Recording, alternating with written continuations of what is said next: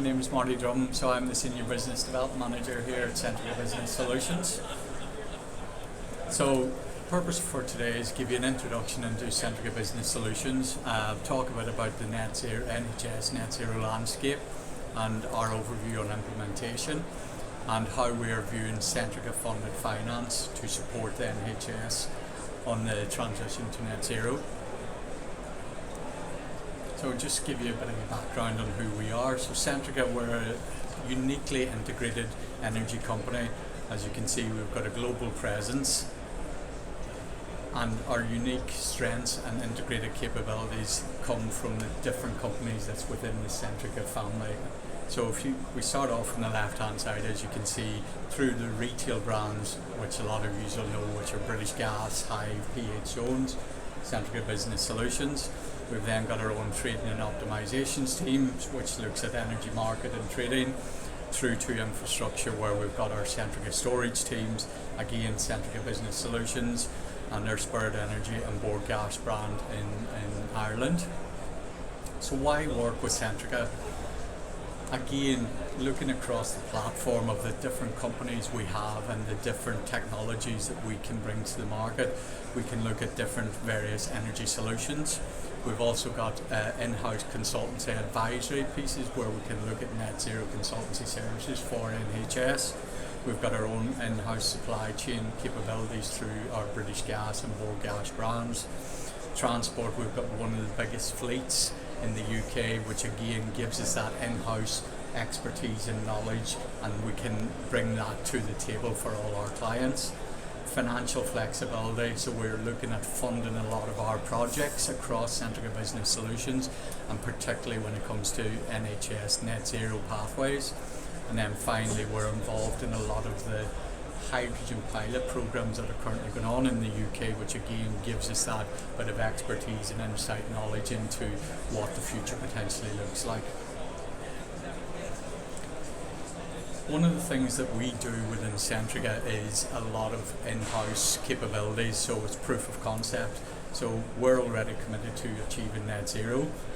We've set out our targets and we're going on the journey the same as the NHS. So the fact that we can do this in-house enables us then to bring that expertise to our colleagues and partners in the NHS. So what does the NHS net zero landscape look like? What we're seeing is in the various different marketplaces, customers, etc. But what we're finding is within strategy, businesses are struggling to convert strategy into achievable targets. There's a real disconnect that we're seeing between carbon reduction strategies and the delivery plans associated with that. And what we're seeing then within organisations is the maturity and suitability of technologies are complex and uncertain. And what we see then is that's driving risk. Uncertainty leads to risk and adverse risk decisions being made by NHS boards.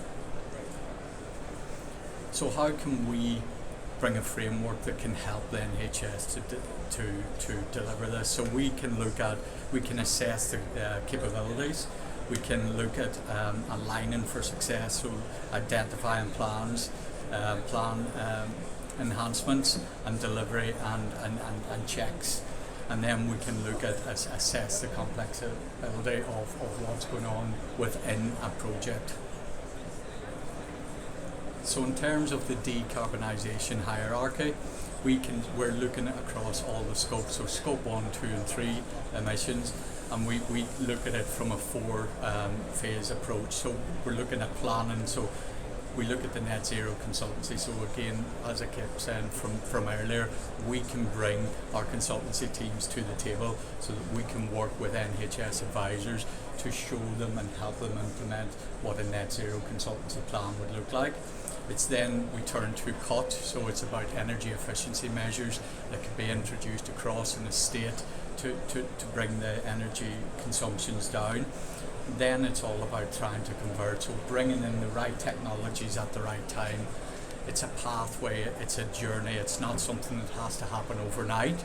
So it's about utilising the existing assets, but also looking ahead at the future proofing assets, because one thing you don't want is stranded assets on your estate.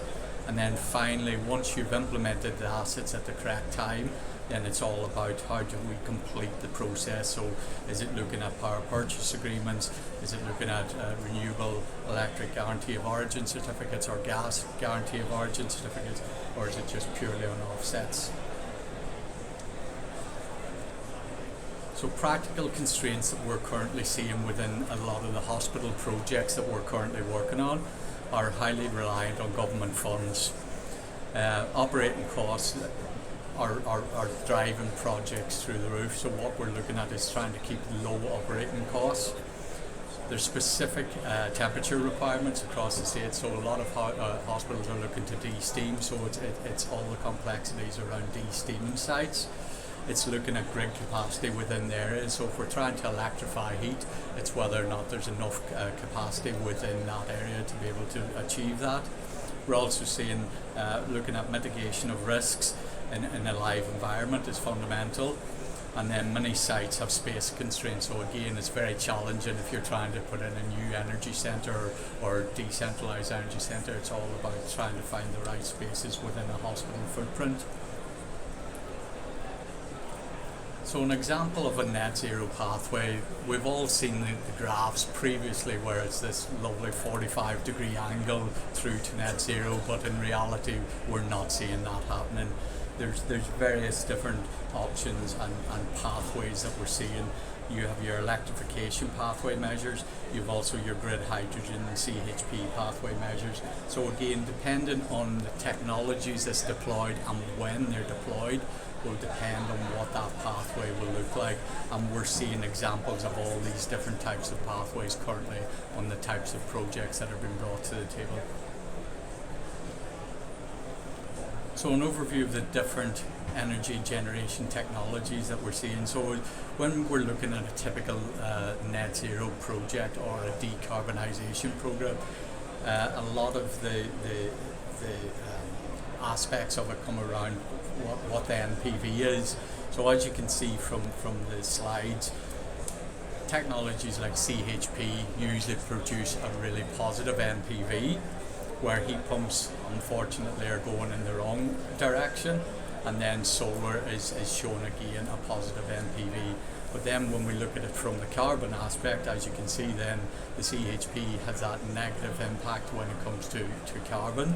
Your heat pumps are giving you that positive, and again the same with solar. So it's about getting the right technology enhanced at the right time within that cycle.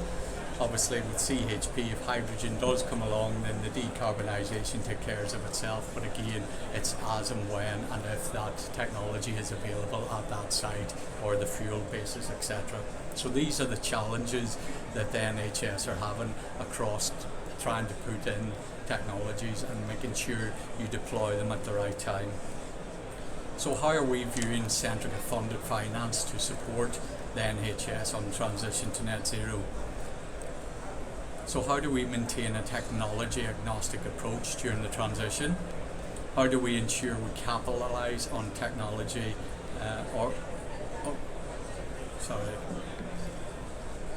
technology expansion? How do we minimise the cost to net zero versus existing budgets? And then how do we return balance between technologies to drive outcomes? So what we're looking at doing across Centrica is we're looking to direct finance options for the NHS, typically looking at a power purchase type agreement for core hydrogen ready CHPs and the associated install costs.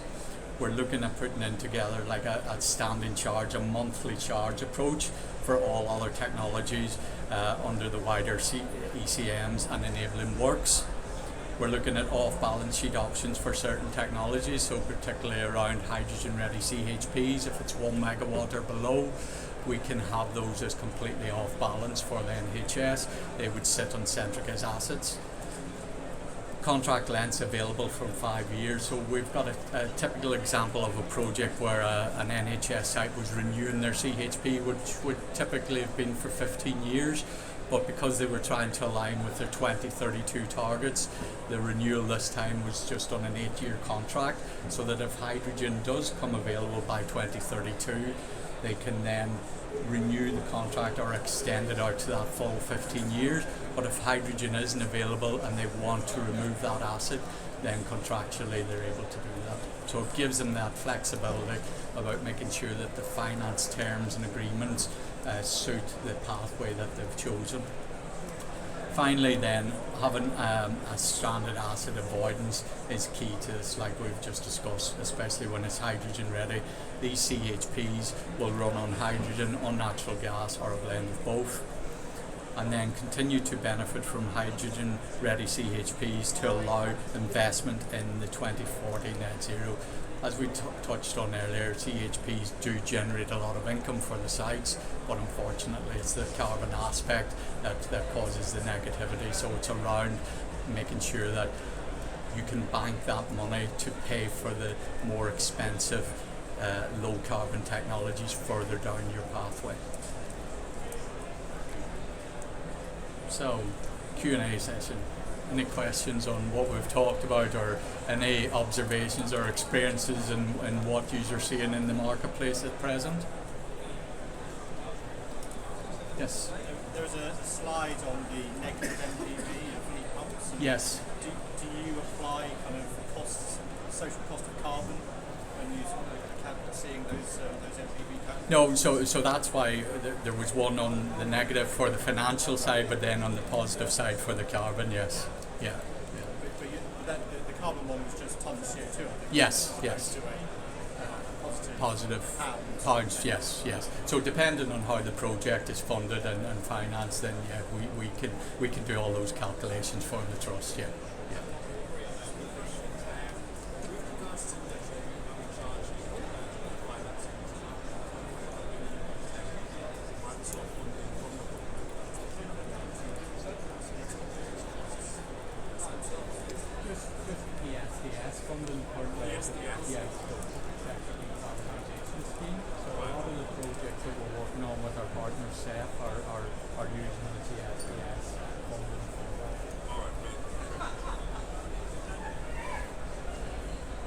Anyone else? No? Short and sweet then. Thank you very much for your time. Okay.